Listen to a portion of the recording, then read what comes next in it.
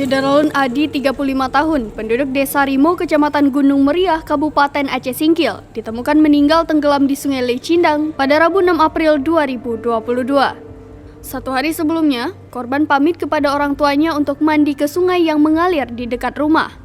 Namun, hingga tadi malam Adi tidak kunjung kembali ke rumah.